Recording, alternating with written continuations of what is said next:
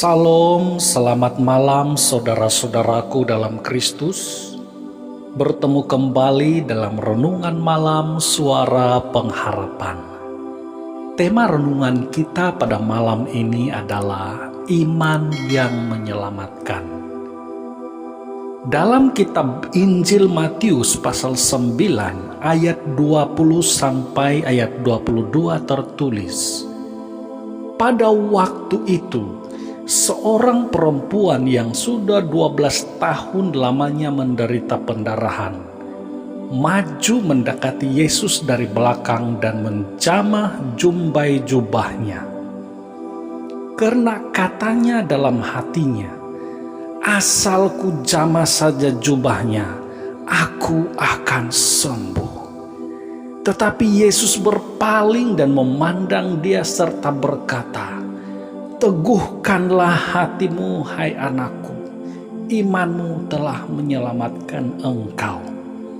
Maka sejak saat itu sembuhlah perempuan itu. Saudara-saudaraku, bagaimanakah iman yang menyelamatkan itu? Iman yang menyelamatkan itu ialah iman yang bertindak, yaitu harus mendekat kepada Yesus dan sungguh-sungguh percaya, seperti perempuan di dalam bacaan kita sebentar tadi. Bukan sekadar menguji, benarkah Yesus itu berkuasa melakukan mukjizat ataupun tidak. Perempuan itu mengalami penderitaan selama 12 tahun. Sudah tentu dia telah berusaha pelbagai rawatan, namun tidak sembuh. Sebenarnya penderitaan perempuan itu bukan hanya sakit pada tubuh fisiknya, tetapi jiwanya juga turut menderita. Sebab bagaimana jiwanya tidak menderita? Menurut hukum Taurat Musa yang dipegang oleh orang-orang Yahudi, perempuan yang mengalami lelahan pendarahan adalah dianggap najis. Bukan hanya pribadi orang itu yang dianggap najis, tetapi tempat tinggal dan semua barang-barang yang digunakannya juga adalah najis. Asal saja bersentuhan dengan dia pasti akan menjadi najis. Oleh itu dia dijauhi oleh masyarakat termasuk keluarganya sendiri. Sudah tentu hal ini benar-benar menyiksa jiwanya. Perempuan ini terpaksa menghadapi penderitaan itu seorang diri. Dia berteriak meminta tolong, tetapi tiada siapapun yang mendekat dan menolong dia. Mungkin ada saja orang yang merasa kasihan dengan dia, tetapi tidak berdaya. Mereka hanya memandang dari jauh dan menggeleng-gelengkan kepala dan berkata, sungguh kasihan orang ini. Tetapi mereka tidak dapat berbuat apa-apa. Karena itu dia menjalani kehidupan penuh derita itu selama 12 tahun penuh.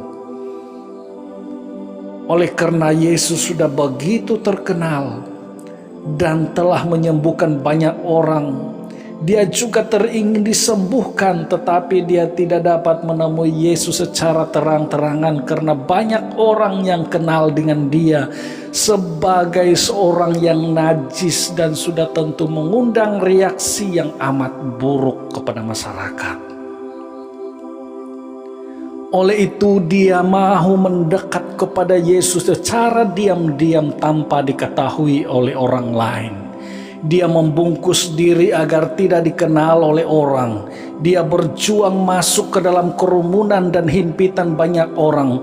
Bagi seorang wanita yang kekuatannya tidak seberapa, sudah tentunya itu sangat sukar bagi dia, ditambah lagi dengan tubuhnya yang tidak sihat pada ketika itu.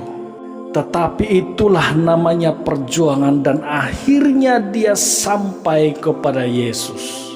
Dia berkata dalam hatinya dengan penuh keyakinan, asal ku jamah jubahnya, aku pasti akan sembuh. Saat dia menjamah, ada kuasa yang mengalir dari Yesus ke dalam tubuh perempuan itu. sehingga kuasa itu menyembuhkan sepenuhnya penyakit yang dia alami. Saya yakin dalam kerumunan orang banyak itu bukan hanya perempuan itu yang telah bersentuhan dengan Yesus, tetapi ada orang lain juga. Namun yang mengalami mukjizat hanya perempuan itu seorang diri, karena perempuan itu datang dengan iman yang sungguh-sungguh. Pertemuan itu telah mengubah seluruh kehidupan wanita itu, dari sakit jadi sembuh, dari najis jadi tahir, dari terasing jadi dekat dengan masyarakat, dari berselubung saat mendekat kepada Yesus, kemudian selubungnya terbuka dan harus bersaksi tentang pekerjaan Tuhan yang luar biasa ke atas dirinya. Yesus mengatakan, "Hai anakku, imanmu telah menyelamatkan engkau." Maksud Yesus iman yang menyelamatkan wanita itu adalah bukan sekadar selamat daripada sakit, tetapi selamat secara rohani juga, karena dia sungguh-sungguh percaya kepada Tuhan Yesus. Saudara-saudaraku dalam Kristus, adakah di antara saudara pendengar saat ini seperti wanita yang sedang mengalami tekanan yang berat? Tekanan keluarga, tekanan pekerjaan, tekanan ekonomi dan sebagainya. Engkau telah berjuang keras tetapi semuanya seperti tidak berubah.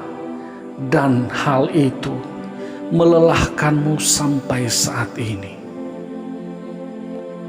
Saudara dengar, Yesus memanggilmu pada hari ini.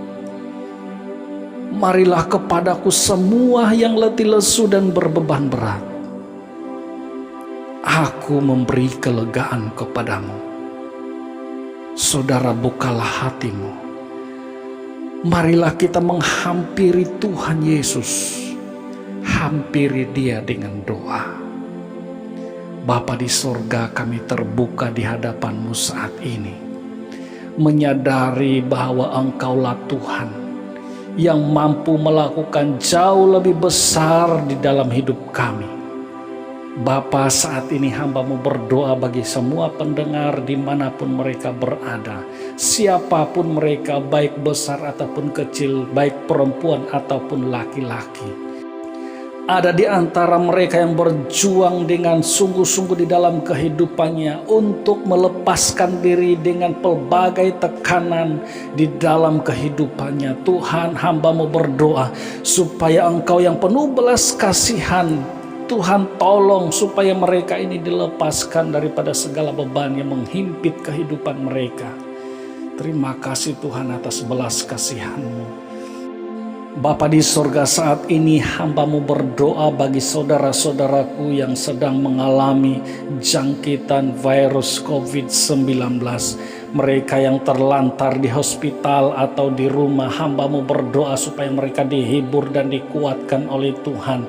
Berikanlah mereka semangat dan kemampuan, kekuatan dari Tuhan, serta ketabahan agar di dalam menghadapi semuanya ini, mereka dapat menghadapinya dengan pengharapan yang besar di dalam Tuhan Yesus Kristus. Tuhan, malam ini kami mau tidur, kami mohon penjagaan Tuhan, sehingga di dalam tidur kami merasa damai, sehingga esok pagi kami bangun dalam keadaan yang sejahtera. Terpujilah nama Tuhan dalam nama Yesus Kristus. Haleluya. Amin.